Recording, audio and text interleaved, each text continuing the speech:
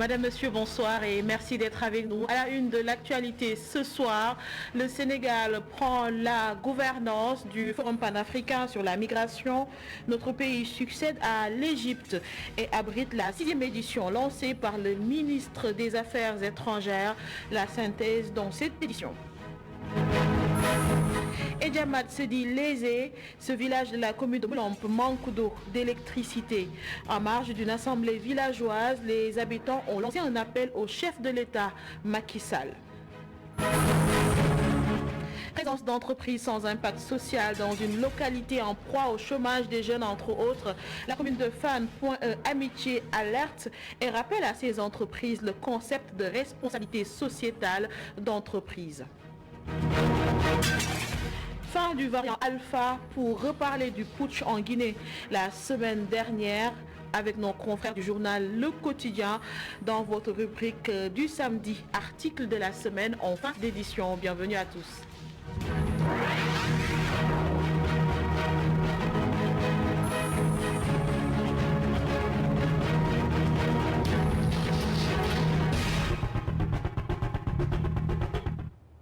On démarre avec la 6e édition du Forum panafricain sur la migration. Le Sénégal prend le relais de la présidence après la gouvernance de l'Égypte qui a duré 2 ans. Une rencontre face aux nombreuses problématiques liées à la migration.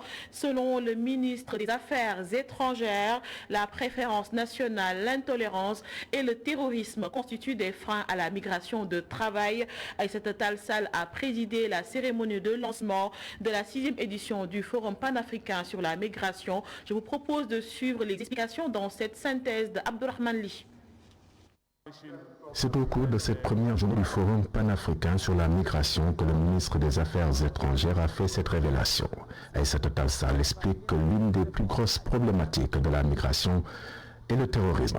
Deux notions très liées dès lors que le migrant rencontre des difficultés au cours de son aventure. Le terrorisme n'est plus à considérer de façon singulière, bien au contraire. Sa complexité est souvent évoquée dans certains cercles traitant de la migration.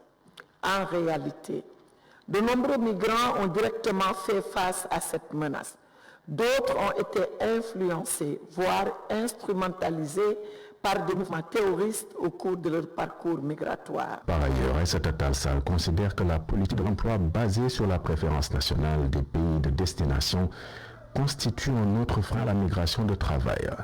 Le rejet de l'autre à ses yeux. Penser que seul son ressortissant peut contribuer à son développement, peut s'épanouir dans son pays, peut prendre toutes les ressources de ce pays, c'est pas le commencement, mais c'est la fin de l'intolérance. Voilà pourquoi nous devons combattre la préférence nationale.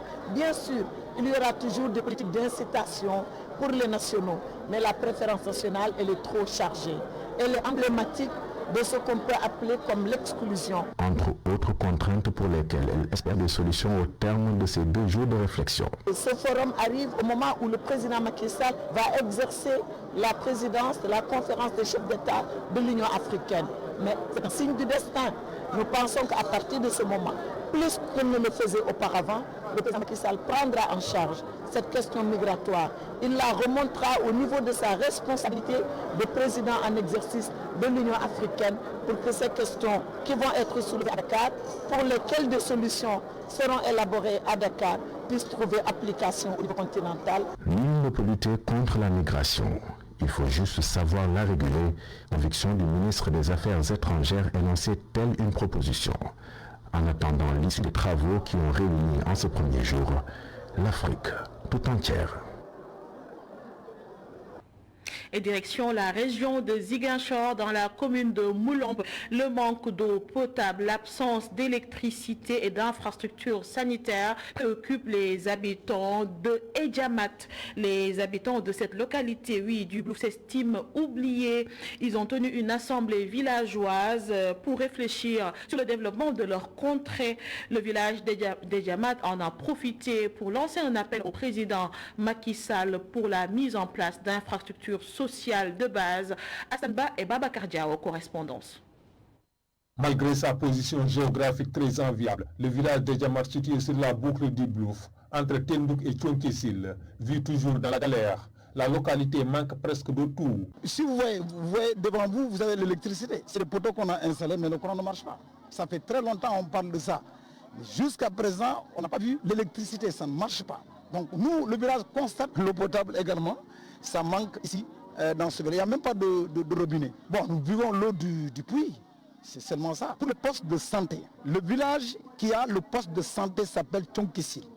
Distant de nous, d'à peu près 10 km. Ces difficultés ont été exposées lors de la première journée du congrès du village qui réunit pendant 3 jours les 3 quartiers de Djamat. L'objectif était de réunir tous les fils du village afin de réfléchir sur les leviers de développement. À la fin des discussions, un appel a été lancé au président de la République. Si on est doté de ces éléments-là, je pense que le développement peut aller. Le président de la République, donc, s'il nous entend, qu'il sache que Djigouch, le village qu'on appelle Djigouch, et maintenant ça s'appelle Edjamat, souffre donc de ces mots que je viens d'énumérer.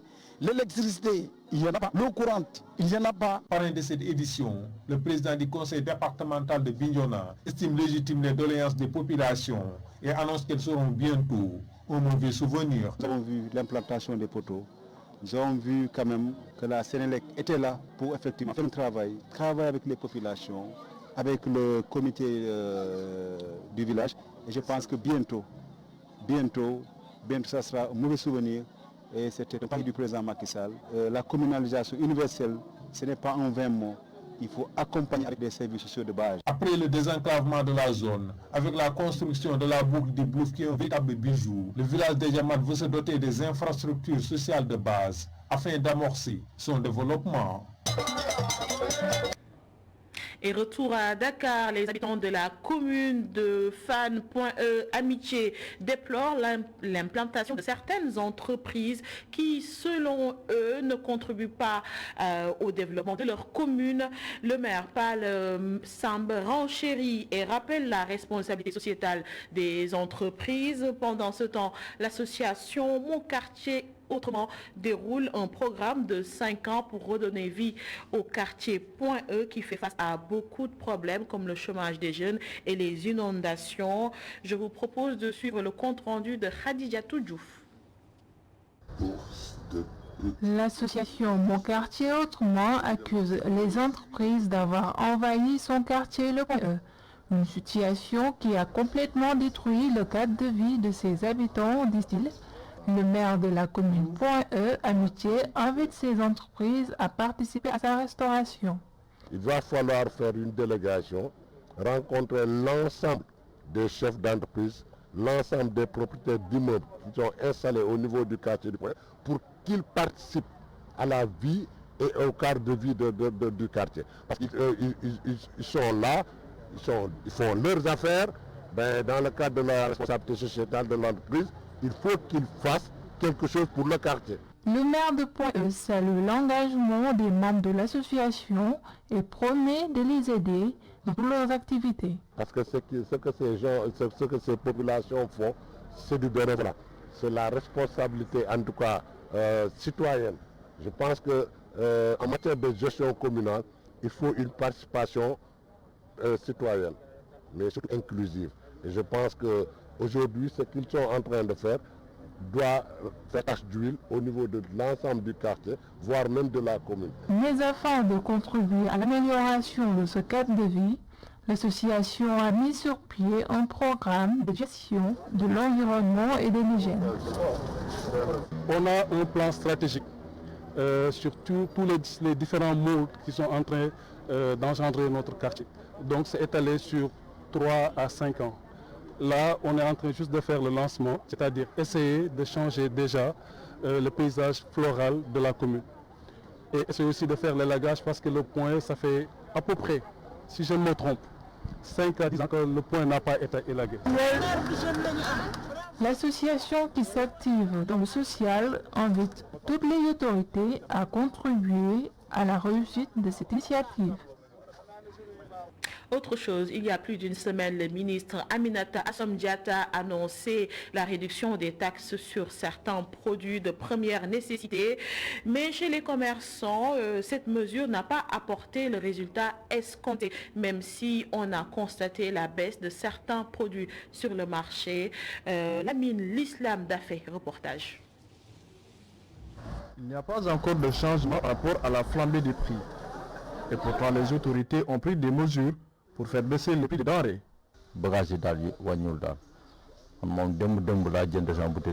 Les prix n'ont pas baissé. Hier, j'ai acheté une bouteille d'huile de 20 litres à 24 300. Le sac de riz est facturé à 18 700 francs CFA et le sac de sucre à 31 500.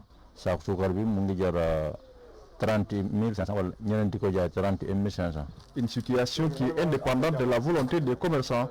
C'est l'avis de Mamadou Alpha. Il note que les prix sont restés inchangés chez les grossistes. Les populations pensent que nous sommes les principaux responsables de cette hausse, alors que nous faisons qu'acheter chez les grossistes et là-bas, les prix sont restés les mêmes.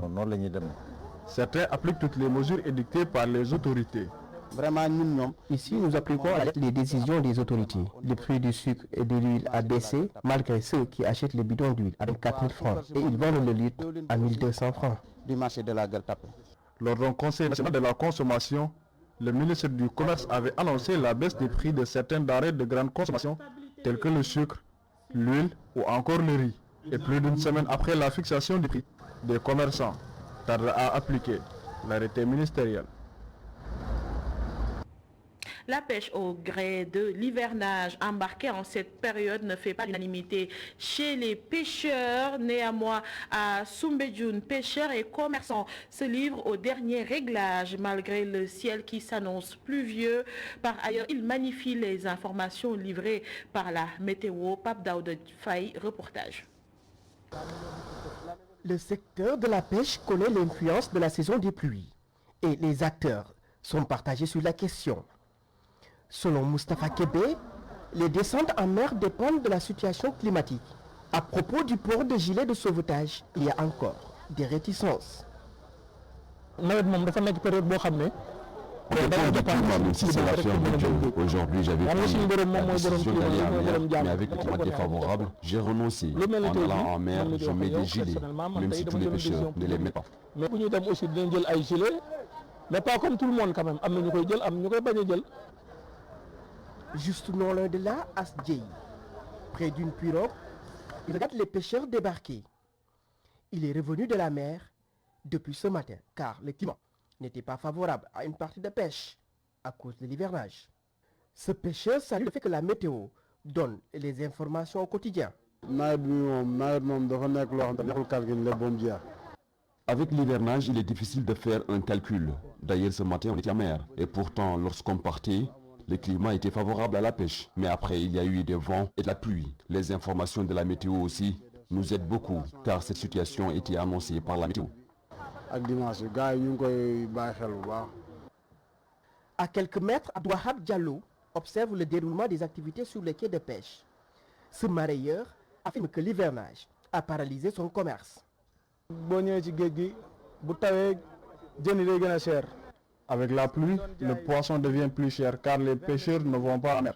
Ce qui est difficile pour nous les vendeurs de poissons. En plus, nos clients ne comprennent pas cela. Après qu'on achète des pirogues pour revendre.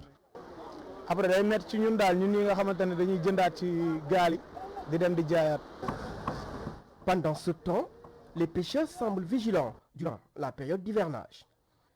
Ils avouent que la pluie n'est pas un obstacle, mais c'est plutôt le vent qui les dérange. Par ailleurs, ils comptent mener leurs activités en tenant compte du climat. Pape Daouda Faye, la loi d'orientation sociale au cœur d'un atelier de la section féminine de la Fédération nationale de l'association des personnes vivant avec un handicap. La structure ambitionne de faire la vulgarisation de la Convention sur les droits des personnes handicapées. Mamadou Lamine Fati. Promouvoir les instruments de protection sociale et d'égalité des chances pour les personnes en situation de handicap, c'est l'objectif de la section des femmes de la Fédération nationale des personnes handicapées du Sénégal. Le directeur de la promotion et de la protection des personnes vulnérables, revient sur la situation des instruments de protection. Le premier décret est celui qui institue la carte d'égalité des chances, donc qui le réglemente et qui organise sa délivrance. Aujourd'hui, l'État du Sénégal a produit 67 192 cartes d'égalité des chances, un filet social multisectoriel qui favorise l'accès des personnes handicapées à divers services. Et aujourd'hui, il y a 25 614 personnes handicapées détentrices de la carte d'égalité des chances qui ont accès aux bourses de sécurité familiale, 24 728 personnes handicapées détentrices de carte d'égalité des chances qui ont accès au paquet de soins donc délivrés dans le cadre de la couverture sanitaire universelle. Il y a aujourd'hui 633 personnes handicapées détentrices de la carte qui ont accès au réseau Dakar. Et nous travaillons aujourd'hui à rendre effectifs les autres services rattachés à la carte d'égalité des chances. Faire la promotion des instruments de protection sociale passe inéluctablement par le renforcement des capacités sur les instruments de protection sociale. Oxfam en a conscience. Renforcer leurs compétences dans divers domaines. Actuellement, c'est un programme qui est dans 11 pays. Une intervention consacrée à l'Afrique subsaharienne. Le Sénégal bénéficie de ce programme 2020-2027. Durant 10 jours, les connaissances et les compétences des leaders handicapés seront renforcées sur la vulgarisation de la loi d'orientation sociale et les conventions sur les droits des personnes handicapées qui entrent dans le cadre du projet Initiative PVC 2021-2022. Politique à présent, à Touba, le parti PASTEF a sonné la mobilisation. Les partisans de Ousmane Sonko approuvent la nouvelle coalition Yewwi Askan Wi. Selon le chargé de communication de la formation politique section Touba, la nouvelle coalition se veut d'alléger la souffrance des Sénégalais. Une déclaration faite lors de l'inauguration de la permanence du parti PASTEF à Touba. Voici Babacar Sarr, chargé de communication de PASTEF section Touba au micro de Gorandaglo. Je pense que c'est la meilleure coalition qui s'est formée depuis que le Sénégal est Sénégal. Pourquoi? Parce que ce sont des hommes qui se sont réunis, pas pour leur intérêt personnel, mais pour l'intérêt majeur du Sénégal. La coalition n'est pas une coalition qui a programmé un partage du gâteau. Non, non, comme les autres coalitions qui se partagent d'abord le gâteau avant de coaliser, tel n'est pas le cas pour la coalition Yewwi Askan Wi. Ce sont des hommes de valeur qui se sont réunis, qui ont décidé de mettre de côté leur intérêt personnel pour l'intérêt suprême de la nation. Donc je pense que tous les grands patriotes vont se réunir dans cette coalition. Maintenant, ceux qui ne peuvent pas supporter cette coalition, c'est parce qu'ils priment pour leurs intérêts personnels. Donc je demande aux populations sénégalaises de soutenir cette coalition-là, parce que leur intérêt n'est pas en jeu, c'est l'intérêt du Sénégal qui est en jeu. Et pendant ce temps, à Nguyen, Mamadou Diop Decroix appelle ses militants à discuter avec toutes les forces vives pouvant apporter quelque chose à leur localité. Le leader du parti, Andieuf, était venu à Nguyen pour apporter son soutien au mouvement citoyen pour le développement de Nguyen en vue des élections locales. Muntaga Kane. Le parti Andieuf de Decroix n'a pas de candidat, mais il compte soutenir celui du mouvement citoyen pour le développement de Nguyen.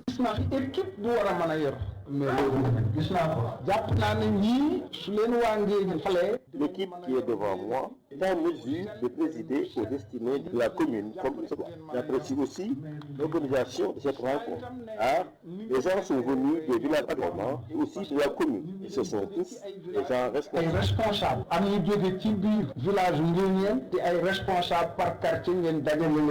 Mamadou Diop Decroix incite ses militants de toutes les collectivités à travailler en synergie avec les forces vives pour un choix judicieux.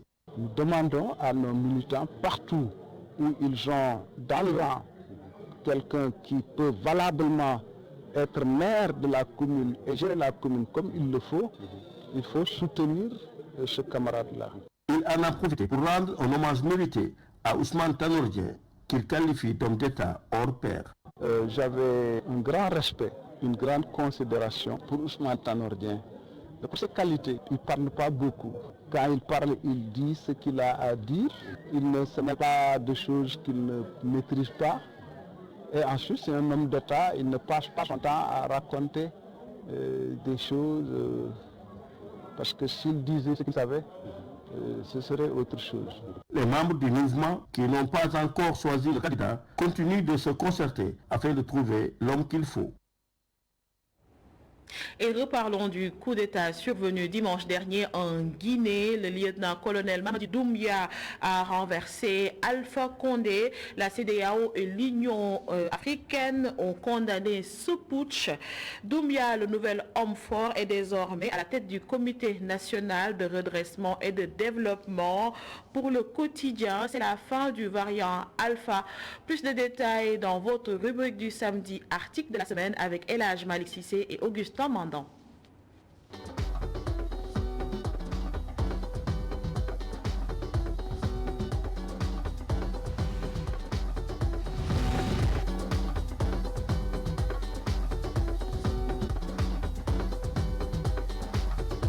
Le réveil a été brutal dimanche pour Alpha Condé. Surpris, le chef de l'État guinéen a été renversé par les hommes du lieutenant-colonel Mamadi Doumbia.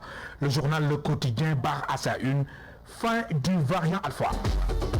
Vous savez, pour nous Sénégalais, la gouvernance de Alpha Condé n'a pas été un fleuve tranquille. C'était, comme on est un peu à cette époque de Covid, où on parle de variants et tout, nous avons fait un jeu de mots un peu pour parler du virus, des variants, nombreux variants. Nous sommes à Delta, mais nous avions commencé à Alpha. Donc pour nous, c'est un peu comme si la Guinée s'est débarrassée d'un variant du Covid. Et on espère, et c'est ça l'idée du titre, on espère que le nouveau variant qui lui arrive ne sera pas aussi pénible, aussi mortel que celui dont il vient de se débarrasser. Alors, quel nouveau variant pour la Guinée? Mon confrère se veut clair, Alpha avait fini d'exaspérer même ses plus fervents soutiens dans l'armée. Alpha Condé est parti, mais la Guinée n'est pas pour autant sortie de l'auberge. Nous ne pouvons pas présager actuellement de ce que sera l'avenir de la Guinée. Vous vous rappelez quand Alpha Condé était arrivé en 2005, les gens avaient beaucoup d'espoir en disant, enfin, un gouvernement civil élu démocratiquement sur des bases très claires. Il a fait des promesses. On se disait qu'il fera son mandat de manière démocratique et partirait. On s'est rendu compte que, en fait, la démocratie, il l'a mise de côté. Il a brigué un troisième mandat auquel il n'avait pas droit. En fait, il a tripatouillé la Constitution pour avoir un troisième mandat et il était devenu tellement autocrate. La preuve de son autocratie, c'est même son coup d'État. La personne qui l'a écarté du pouvoir, c'est quelqu'un qui était dans l'armée française que lui a fait revenir pour lui confier une force spéciale qui était au-dessus de l'armée, des forces armées guinéennes. Et c'est finalement sa créature qui s'est retournée contre lui à ses propres dépens. Donc on ne peut pas aujourd'hui dire que la Guinée ira mieux. Espérons qu'il y aura disons, une tentative d'inclusion, de mettre tout le monde ensemble, toutes les forces politiques et sociales, pour qu'on puisse vraiment établir un calendrier clair. Nous sortirons, disons, des institutions beaucoup plus fortes que celles que nous avons connues jusqu'à présent. Et sans surprise, la CEDEAO et l'Union africaine ont condamné le putsch. À coup sûr, le pays va connaître des moments difficiles, une instabilité politique en perspective. C'est vraiment dommage. Ça montre que beaucoup de gens ne sont pas d'accord avec les paroles de Barack Obama, mais il a toujours eu raison. Il vaut mieux des institutions fortes que des hommes forts. Nous avons malheureusement jusqu'à présent eu à faire à des hommes forts et à des institutions faibles. C'est ça qui fait que quand ces hommes ne cessent de devenir forts, ils sont enlevés et d'autres hommes prétendument forts viennent dessus. L'instabilité politique continue parce que les gens ont dévoyé l'idée même de démocratie. La démocratie, pour beaucoup de gens, pour beaucoup de régimes, se limite juste à ce que le peuple mette le bulletin dans l'urne pour l'élection. Mais nous savons que même ça, ce n'est pas un signe de démocratie. Et ce qui s'est passé, il l'a démontré. Un coup d'État survenu au moment où le débat sur le troisième mandat fait rage en Afrique. En fait, le troisième mandat, ce n'est pas ça qui a emporté Condé. La preuve, c'est après un an qu'il est parti. Et là, le troisième mandat n'est pas toujours fatal. Alassane Ouattara est toujours sur place, lui est le père du troisième mandat dans la sous-région. Donc ce n'est pas le problème, ce n'est pas le troisième mandat. Le problème, c'est le respect des institutions. Le problème, c'est une véritable démocratie inclusive qui ne laisse personne de côté. Le problème, c'est la véritable lutte contre la pauvreté. Parce qu'en fait aussi, on peut être aussi démocratique que l'on veut. Si les populations ne se retrouvent pas dans leur vécu social et économique, tout ce que l'on fait n'a pas de base solide. On est en train de le voir dans des pays comme le Burkina qui sont rongés par le virus de la déstabilisation du fait aussi d'une pauvreté énorme de la population. Alpha Condé se voulait le mâle alpha de la Guinée. Aux yeux du journal Le Quotidien, il n'aura été en ces temps de Covid qu'un variant devant céder la place au Delta Doumbouya.